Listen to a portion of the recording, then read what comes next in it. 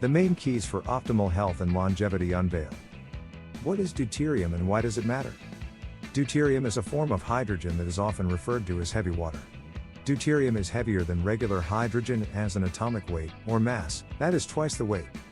Deuterium contains a proton and a neutron in its nucleus, whereas regular hydrogen only contains a proton. Heavy water is the name given to the chemical compound H2O with an isotope of hydrogen, deuterium or D2O. Deuterium is an important element in our development and growth at an early age. This article is about the reasons why deuterium is more prevalent in our diets and its negative impact on health and aging. Deuterium is a byproduct of the nuclear reaction that occurs when we use nuclear power to produce electricity. Nuclear power produces 10% of our electricity in the United States. Deuterium is a naturally occurring heavy isotope found in drinking water, soil, plants and animals. It is not radioactive and is safe for humans, but research has proven that it can lead to cardiovascular disease and premature aging because the body cannot readily metabolize it. The problem is exacerbated by the fact that deuterium exists in greater quantities than other hydrogen isotopes in human cells. Deuterium is one of the most abundant isotopes in our bodies, but why? Deuterium is found in higher amounts in the food we eat due to how it sticks to water molecules. Water containing deuterium occurs naturally when water evaporates into the atmosphere and then cools down. Water that contains deuterium is prevalent because it has a heavier weight than hydrogen containing water molecules. Deuterium is a natural variation of hydrogen, instrumental in the early years of life for development. The dichotomy of this substance, referred to as heavy water, is that it is essentially poisonous to us later in life. This does not appear to align with nature, evolution or God's design. So what's the real story here, and why does deuterium lower our life expectancy? It turns out once again, artificially modified foods, poor lifestyle and pollution come into play that were not a factor throughout civilization. Through these deuterium producing factors, the detrimental levels are raised just enough for a damaging level. It's not as though at one time we had no deuterium in us and now it is overrunning our metabolisms, but more of a tipping point. The once needed and required deuterium for growth went into the background and was no longer needed as we aged. It was always there and remained, but in modern times, with the glyphosate and severe lack of vitamin D factors in play, deuterium spiked to deadly levels. Whereas a level of 150 parts per million or less in nature is normal, levels even slightly exceeding this number are not. Like a bug flying along minding his business. He is alive, alive, alive, dead as he hits your windshield. Nothing changed except your car suddenly got in his path. There is also the aging factor among us and a lessened ability to remove deuterium as we get older, and one of many reasons that those in the know practice anti-aging lifestyles. So let's backtrack a moment to explain why deuterium is so bad for us as adults. Due to the added neutron to regular hydrogen, the atomic weight is doubled as mentioned. Hydrogen that is close to weightless, now has doubled and no longer has the same characteristics of standard hydrogen. Deuterium, heavy water, is slow and shuts down our mitochondria functioning capabilities along with our ability to produce ATP, the currency and source of the body's energy. It's apparently like having your all-star running back get injured and the substitute is Fat Albert. Can you say chronic fatigue syndrome? We needn't dissect it any further in this report as to how our mitochondrial functions slow down, and simply realize that deuterium is bad news when there is too much in our system. So what can we do to get our levels of this Fat Albert substance lowered in our bodies? Here is a list of some methods that research has established so far in reducing deuterium in the body. High-level deuterium foods to limit or eliminate. Fruits, starches, grains, legumes and high-carb plants are rich in deuterium because plants store their deuterium in sugar. Fruit should be consumed only seasonally from your own local environment. Processed foods like bread, sugar, chips, cookies, trans fats, vegetable oils, etc., are high in deuterium because of processing with high deuterium water and ingredients. GMO foods such as tomatoes, papaya, soy, corn, wheat and grains in general are high in deuterium. Most supplements and meal replacements are high in deuterium because of processing with deuterium-rich water and ingredients. Grain-fed animals like beef, pork, and lamb are higher in deuterium than grass-fed animals. Avoid glyphosate at all costs. This garbage pesticide shuts down mitochondria and in turn, restricts our ability to flush deuterium from our bodies. In addition, it has been implicated in blocking the absorption of vitamin D, as if we need to be further deficient in possibly the most important vitamin/hormone of all. Eating organic is a must, and this still does not guarantee avoiding all spread of glyphosate. We suggest doing more research on glyphosate avoidance as this goes beyond the scope of this report. Combining high-carb foods with deuterium-rich foods and sugars overloads the metabolism with deuterium, which exacerbates the heavy water level in our mitochondria. On the flip side, the question is, what foods should we consume that may deplete deuterium? Here are a few that have been proven to have lower amounts, thus promoting optimal mitochondrial functioning. Deuterium-depleted foods. Green plants and vegetables. The chloroplast depletes deuterium from green leafy plants and vegetables like broccoli, kale, spinach. Nuts and seeds, deuterium depleted because of their low sugar and high fat content. Grass-fed animals like beef, pork, and lamb due to consumption low deuterium diet. Fish and eggs because of healthy fats. Cold water and ocean fish are especially lower in deuterium. Raw dairy such as kefir, milk, and cheese are optimal due to low carb and high fat content. Animal fats such as tallow, lard, ghee and butter are very low in deuterium because of their predominant carbon-hydrogen bonds. Fats such as coconut oil, avocados, olives are low in sugar and high in fat content. The revelation that consumption of fat is a deuterium-killing method would blow most old-school nutritionists and doctors' minds, that is if they even knew what deuterium is. It appears that keto may be a very good option for lowering deuterium and a viable choice for longevity after all. The amazing thing is that the body makes 1.1 kilograms of deuterium-depleted water for every kg of fat consumed. During beta-oxidation or fat burning, the body creates its own deuterium-depleted water. In ancient times, my lifetime, humans likely derived most of their water from this process. This phenomenon can be seen in other animals like camels who don't need to drink much water. Amazing stuff, and who would have thought of asking for a side of fat with a fried lard butter dessert? Deuterium depletes D3 absorption or conversion to its active state, calcidiol, or 25-OD, in your liver. How it interferes is unclear and needs further research, however, that it simply does have a mechanism that blocks D is all we require for this report. We have posted other articles on vitamin D that we recommend reading, but the knowledge and science of D is still evolving.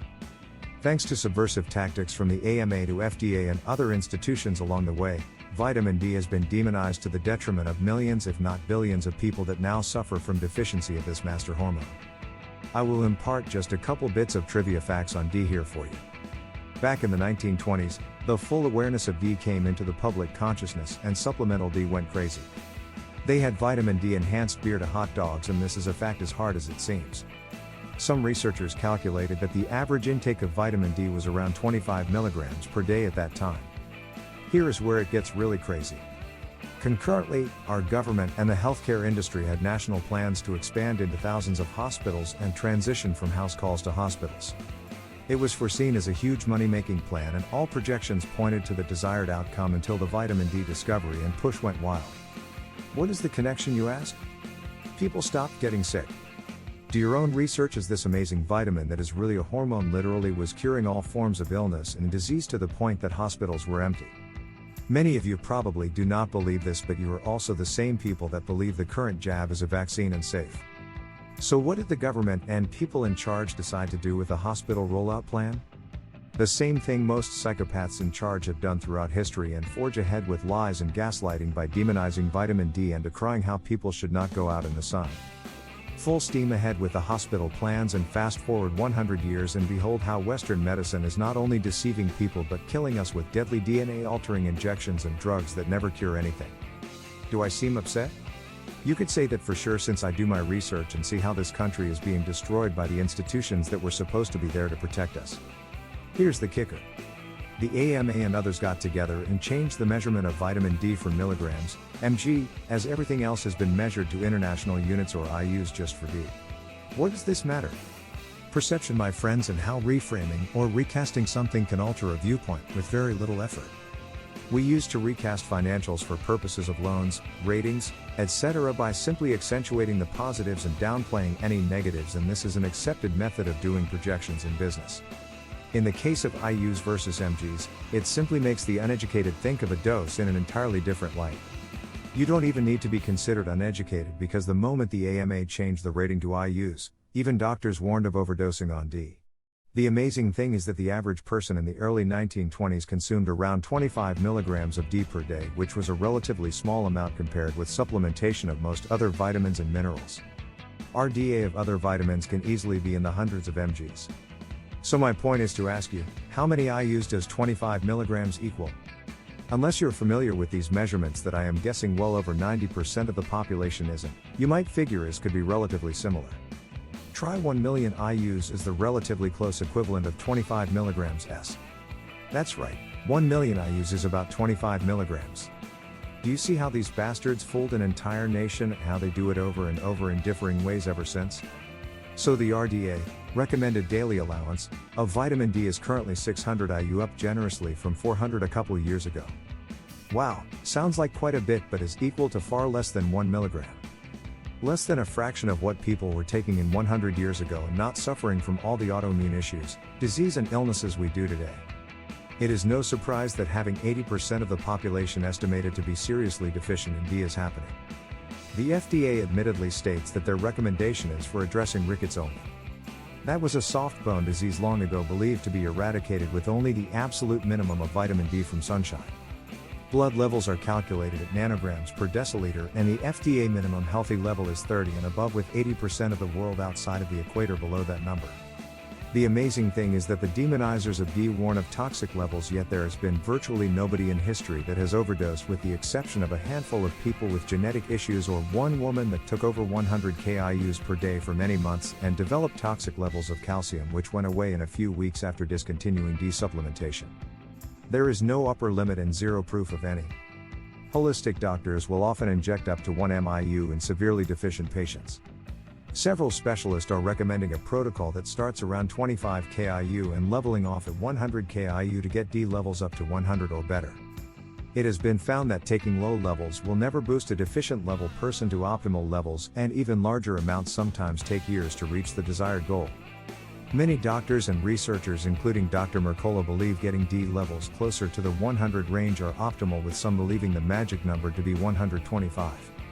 The idea has been theorized that once the basics are covered in the 30N/DL plus range, the subsequent higher levels of D can allow for more specific bodily functions and repairs that used to be attained with high D intake 100 years ago. This is no joke, folks, and do not let the IU hoax hold you back along with ignorant doctors. Do your own further research and get on board with therapeutic D levels, and do not be afraid of sunbathing. Getting your D levels up will reportedly flush that deuterium right down the toilet. Being around a long time has its benefits, as you see trends and styles come and go. We always drank water when we got thirsty until one day sometime around the late 70s, early 80s, I recall suddenly seeing ads telling me that I needed to hydrate at least a half gallon of water per day. Bottled water hit the scene, and the message was that we better carry a bottle of water around at all times or we could die of dehydration. We were informed that we no longer could judge thirst on our own because if we felt thirst, it was too late. Wow, how did we survive the millions of years before they told us this? Suffice to say, I could see through this BS immediately. The unfortunate part is how our government allowed the water to become so polluted and spiked with chemicals, so we actually had to buy bottled water or get a machine that filtered it. I don't want to get sidetracked on water, but will impart a couple of fascinating tidbits on you that tie into the deuterium issue. After researching water filters again a while back, I decided to go with a distiller machine this time. The removal of minerals initially steered me away from going this route years ago, but after deep research, found that it is a non-factor. The daily mineral requirements would take something like a couple hundred gallons of water is the equivalent, and obvious that we do not get our nutrition from water. With that knowledge, I was leaning heavily toward distilling, but the clincher was when I ran across deuterium depleted water research. It turns out that this very expensive form of purified water is made through the distillation process. Don't get too excited, however, because it is a crazy and time and energy consuming process, and why it is extremely expensive. My distiller will convert a little over 1.5 gallons of tap water into very pure drinking water in about 4 hours. To get 120 to 130 parts per million level deuterium water with a distiller, it takes about 10 cycles to lower it to this range from around the standard 150 plus level. Almost as elusive as finding a unicorn. That's around 40 hours of distilling for a little over 1 gallon of water. I have considered doing it because there is the option to use small amounts of this depleted version with standard purified water to lower the deuterium a bit. The idea is either to drink seriously low-level deuterium depleted water for a couple of weeks, or a diluted level for a longer period of time to lower the overall deuterium level in the body. Distilled water has less deuterium than other filtered water even after just one cycle, but significant reduction takes several cycles as discussed. It appears that once you get your level down to an optimal number in combination with the anti-deuterium diet and lifestyle, you can go on indefinitely at your lowered reset level. So maybe a couple marathon distillation runs may be worth the effort and also save the expense of buying. The other tidbit in my research was listening to a doctor that was a deuterium expert say that drinking any more water than was absolutely necessary was one of the worst things we can do. I tried to find this research but will tell you that I definitely heard this clearly. Like the reference made about the camel, we can apparently make virtually deuterium-free water through our liver and metabolic process internally. This doctor claimed that drinking water was the worst thing we could do, and it was obviously for the shock effect but also to make a point. He said that of course we should drink water but only when we are very thirsty and to never drink water otherwise. You will not hear the bottled water companies ever talking about this and probably never see them selling deuterium depleted water either. To summarize this into one basic recommendation would be to consider implementing some of the foods and steering away from others in this report. One must consider the benefits in lowering deuterium through the ketogenic diet. I have tried keto for several months and will say that it has great potential. It is a fantastic reset diet for those suffering from autoimmune disorders and a great weight loss option. I was an early adopter of this diet and can say that everyone should try it for themselves to see how they respond. I think we all need to be metabolically flexible in that we should consider rotating diets throughout seasons in life. I do not believe keto is the sole way to live indefinitely for my metabolism and probably most, but it certainly has great benefits for the short and possibly medium term. I was not aware of deuterium when I initially tried keto but do not think that going off this diet after a few months would have been influenced by this knowledge. As a bodybuilder, fitness enthusiast for many decades, I found the extreme lack of carbs after a few months were affecting my strength and energy. Keto will not supply enough electrolytes, especially potassium and magnesium, and require supplementation. Carnivore is similar in that it can be ketogenic and also has great potential for lowering deuterium, but like keto, you will eventually need supplementation of electrolytes and vitamin C. I have cycled keto and carnivore variations off and on throughout the last few years and believe this to be optimal for me, and by going off it for a while and consuming good carbs, I can maintain my glucose levels and strength much better. Check it out, as there is no shortage of info online regarding keto and the peripheral foods to support this diet and lifestyle. I have yet to see the keto pushers talk about the deuterium factor, but rest assured that they will promote the heck out of this once they know. Bottom line, avoid glyphosate, eat deuterium depleted foods, consider distilling your water, try keto and get your vitamin D level checked with a simple blood test.